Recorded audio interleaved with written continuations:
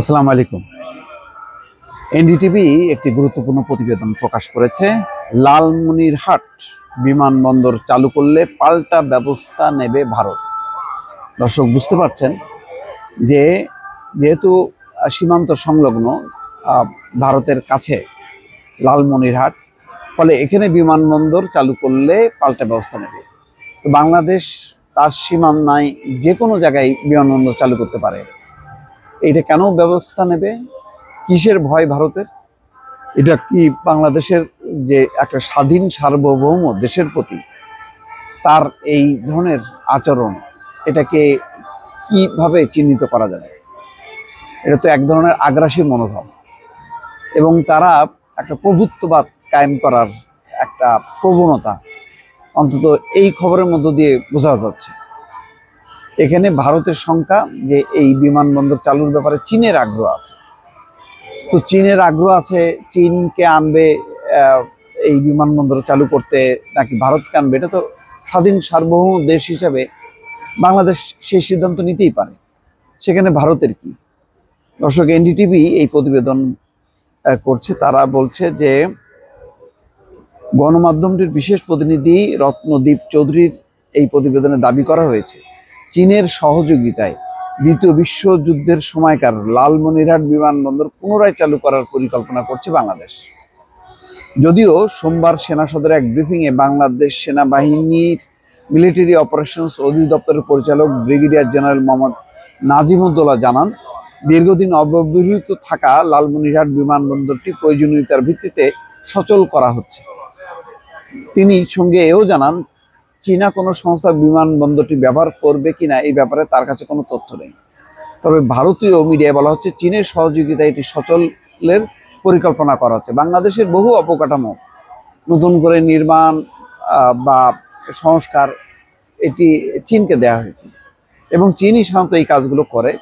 চীনা প্রযুক্তি ব্যবহার করা হয়, চীনের সাথে দীর্ঘমেয়াদী লোন চুক্তি থাকে, চীনের বিনিয়োগটা পেতে সহজ হয়। নানান কারণে বাংলাদেশের মতন উন্নয়নশীল দেশগুলো চীনের সহযোগিতা নেয়। শুধু বাংলাদেশ না, বিশ্বের বহু দেশ, ভারতেরও বহু সহযোগিতায় ভারত তার প্রকল্প নির্মাণ করেছে। চীনের এই উদাহরণ আছে। এনডিটিভি বলছে যে রংপুর বিভাগের লালমনিরহাট বিমানবন্দরটি সচল করার বিষয়টি ভারতীয় প্রশাসনে সতর্কতা তৈরি করেছে, কারণ তাদের আশঙ্কা এখানে চীনের সামরিক বাহিনীর অবকাঠামো থাকবে, যা ভারত বাংলাদেশ সীমান্ত থেকে মাত্র 20 কিলোমিটার দূরে অবস্থিত। তারা আরও বেশি উদ্বিগ্ন কারণ ভারতের কথিত চিকেন নেক লালমনিরহাট থেকে মাত্র 20 কিলোমিটার দূরে। এই চিকেন নেক দিয়ে ভারতের মূল ভূখণ্ড থেকে দেশটির উত্তর পূর্বাঞ্চলীয় 7 সিস্টার্স রাজ্যে পণ্য আনা নেওয়ার কাজ করা হয়।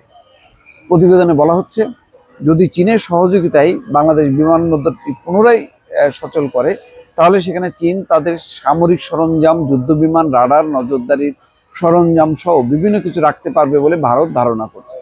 ধারণার উপর ভিত্তি করে ভারত এটার বিকল্প ব্যবস্থা নেবে। এটা কি বাংলাদেশ ডিক্লেয়ার করছে যে এই চীনকে এইভাবে ব্যবহার করতে দেবে? আর চীনের এই সম্ভাব্য উপস্থিতির কারণে ভারত ত্রিপুরা 3 দশক পুরনো ওই ঘাঁটি পুনরায় চালু করবে। যদিও এটি বেসামরিক কাজের জন্য চালু করা হবে, তবে এটিতে থাকা অবকাঠামো উন্নত করা হবে যেন যুদ্ধ বিমান এবং সাধারণ বিমান ওঠানামা করতে পারে, এবং যুদ্ধ বাঁধলে এটির মাধ্যমে জ্বালানি সরবরাহ করা যাবে।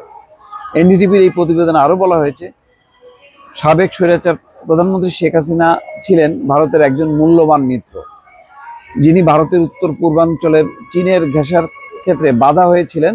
কিন্তু ছাত্র আন্দোলনে তার পতনের পর ডক্টর মোহাম্মদ ইউনূসের নেতৃত্বে অন্তর্বর্তী সরকার গঠিত হয়, যেটি ভারতের প্রতি কম বন্ধুত্বপূর্ণ। এছাড়া ডক্টর ইউনূস চীন ও পাকিস্তানের সঙ্গে সম্পর্ক উন্নয়নের পক্ষে সেটির প্রতিবেদনেও উল্লেখ করেছে। অর্থাৎ ডক্টর ইউনূস চীন এবং পাকিস্তানের সাথে সম্পর্ক উন্নয়ন করতে চায়, এটাও আবার তাদের প্রতিবেদনে উল্লেখ করছে। সংবাদ মাধ্যমটি বলছে, ভারতীয় সীমান্ত থেকে মাত্র কয়েক মিনিট দূরত্বের বাংলাদেশের বিমানবন্দর পুনরায় চালুর বিষয়টি ভারতের জন্য বেশ উদ্বেগের। লালমনিরহাটে বিমানবন্দর পুনরায় চালু হওয়ার আলোচনা চলার মধ্যেই গত 26শে মে কৈলাসহর বিমান ঘাঁটিতে একটি ভারতীয় প্রতিনিধি দল গিয়েছিল বলে জানিয়েছে এনডিটিভি। সেখানে তারা বিমানবন্দরটির বর্তমান অবস্থা পর্যবেক্ষণ করেছেন। পরবর্তীতে ওই দলটি সাংবাদিকদের জানান বিমানবন্দর নিয়ে রাজ্য সরকারের সঙ্গে আলোচনা করে পরবর্তী পরিকল্পনা ঠিক করা হবে। এত ভয়, এত সন্ত্রস্ত অবস্থা এবং একটা দেশের সাথে আর একটা দেশের মানে মানে সমান মর্যাদার ভিত্তিতে সম্পর্ক, এটা ভারত আর বিশ্বাস করে না। ভারত তার সমস্ত প্রতিবেশী দেশগুলোকে মনে করে শত্রু। খুবই দুর্ভাগ্যজনক দর্শক। ভালো থাকবেন। আল্লাহ হাফেজ।